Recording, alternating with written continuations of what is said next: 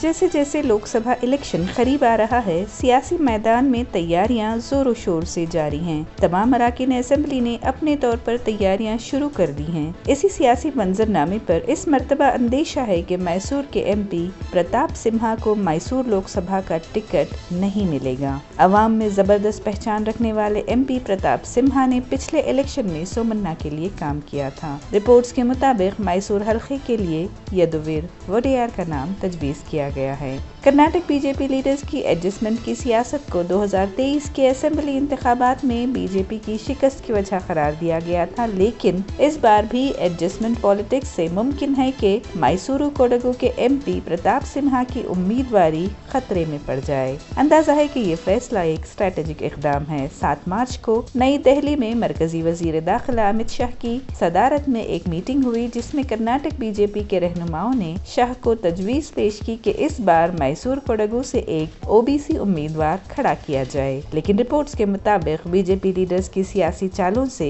CM Siddaramaiah को ही फायदा पहुंचेगा, जिनका गढ़ मैसूरू है। दूसरी तरफ एमपी सिम्हा का कहना है कि वो पूरी तनदेही से इलेक्शन की तैयारी कर रहे हैं और मजीद तबसरा करने से गुरेज किया है। बेंगलूर मैसूर हाईवे ಮಾಡಿದ್ದೀನಿ, ರಿಂಗ್ ರೋಡ್ ಮಾಡಿದ್ದೀನಿ, ಏರ್ಪೋರ್ಟ್ ರಿವೈವ್ ಮಾಡಿದ್ದೀನಿ, ಹೊಸ ಏರ್ಪೋರ್ಟ್ ಮಾಡಿಸ್ತಾ ಇದ್ದೀನಿ, ರಿಂಗ್ ರೋಡ್ಗೆ ಲೈಟ್ ಹಾಕ್ಸಿದ್ದೀನಿ, software technology park of India ತಂದಿದ್ದೀನಿ, 12 ಟ್ರೈನ್ ತಂದಿದ್ದೀನಿ, 13ನೇದು ಕೂಡ 12ನೇ ತಾರೀಕು ಇನ್ನೊಂದು ತೊಗೊಂಬರ್ತಾ ಇದ್ದೀನಿ, 11ನೇ ತಾರೀಕು 12ನೇ ಟ್ರೈನ್ ಇನಾಗ್ರೇಟ್ ಮಾಡ್ತಾ ಇದ್ದೀನಿ,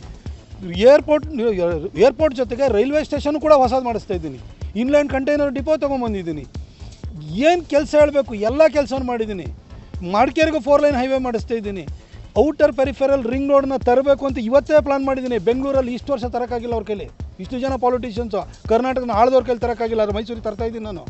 ಮೈಸೂರು ಮೊದಲನೇ ಸಿಟಿ, ಔಟರ್ ಪೆರಿಫೆರಲ್ ರಿಂಗ್ ರೋಡ್ನ ಬರುವಂಥ ಮೊದಲನೇ ಸಿಟಿ ಆಗುತ್ತೆ। ಮೈಸೂರಿಗೆ ಕ್ರಿಕೆಟ್ ಸ್ಟೇಡಿಯಂ ತರೋಕ್ಕೆ ಅಂತ ಹೊರಟಿದ್ದೀನಿ। ಅದ್ರ ಜೊತೆಗೆ ಮೈಸೂರಿನಲ್ಲಿ ಕುಡಿಯೋ ನೀರನ್ನು ಜೊತೆಗೆ 2 ವರ್ಷದಲ್ಲಿ ಟ್ಯಾಪ್ ತಿರುಗಿಸಿದ್ರೆ ಗ್ಯಾಸು ಬರಬೇಕು, ಅದನ್ನು ಮಾಡ್ತೀನಿ ಅಂತ ನಾನು ಪ್ರಾಮಿಸು ಕೂಡ ಮಾಡಿದ್ದೀನಿ। ಗ್ರೇಟರ್ ಮೈಸೂರು ಮಾಡೋಕ್ಕೆ ಹೊರಟಿದ್ದೀನಿ, ಎಲ್ಲ ಕೆಲಸ ಮಾಡಿದ ಜೊತೆಗೆ ಮೆಟ್ರೋ ಥರ ಕೊಟ್ಟಿದ್ದೀನಿ। ಯಾರ ಕೈಲಿ ಪ್ರಾಮಿಸ್ ಮಾಡೋಕ್ಕಾಗುತ್ತೆ? ಇಷ್ಟೆಲ್ಲ ಕೆಲಸ ಮಾಡಿದ್ದೀನಿ। ಇಷ್ಟು ಕೆಲಸವೇ ನನಗೆ ಶ್ರೀರಕ್ಷೆ। ಇದರ ಆಚೆಗೆ ಇನ್ನು ಟಿಕೆಟದ ಬಗ್ಗೆ ಯಾರು ಚರ್ಚೆ ಮಾಡಿದರೆ ನಾನೇನು ಹೇಳೋಕ್ಕಾಗಲ್ಲ।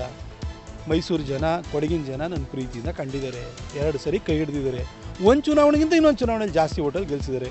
ಈ ಸರಿನೂ ನಾನು ನಿಮ್ಗೆ ಹೇಳ್ಬಿಡ್ತೀನಿ, ನಿಶ್ಚಿತವಾಗಿ ಹೇಳ್ತೀನಿ, 2 ಲಕ್ಷದಿಂದ 3 ಲಕ್ಷ ಮಾರ್ಜಿನಲ್ಲಿ ಜನ ಗೆಲ್ಲಿಸ್ತಾರೆ ಅನ್ನೋ ವಿಶ್ವಾಸ ನನಗಿದೆ।